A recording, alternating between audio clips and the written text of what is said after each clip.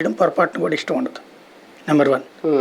Telugu Desam party ఇంకొకళ్ళని upgrade చేసి తీసుకొచ్చిందంటే శాశ్వతమైన తలనొప్పి. ఫర్ ఎగ్జాంపుల్ ఇప్పుడు జనసేనతో పొత్తు పెట్టుకున్నారు, ఒక ఏడాది ఇస్తానన్నారు అనుకోండి, నెక్స్ట్ ఏడాదిన్నర అడుగుతారు కానీ లేదు లేండి మేము 6 నెలలే చేస్తామంటారా, లేదు మాకు అక్కర్లేదులేండి అని చెప్తారా? అడుగుతారు. మరి 7,000 ఓట్లు వాడుకున్నప్పుడు మేము సీట్లు ఇవ్వగానే మాకు కాపోట్లు కావాలి, మీ ఓట్లతో మేము గెలిచేస్తామంటే వాళ్ళ అమాయకుల వచ్చి సపోర్ట్ చేయడానికి. అంటే 10% ఓట్లు ఉన్నటువంటి వాళ్ళు ముఖ్యమంత్రి పదవిని కోరుకుంటే 40% ఉన్నోళ్ళు త్యాగాలు చేయాలా?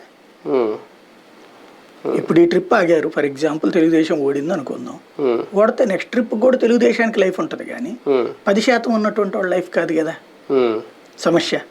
10% కోసం మనం తీసుకెళ్లి పెట్టుకుంటే ఎట్లా అన్నటువంటిది లెక్క కదా. 10 ఓట్లు కావాలి, పాస్ మార్కులకు 10 మార్కులు కావాలి, 40 లేకుండా 10 రాదు కదా.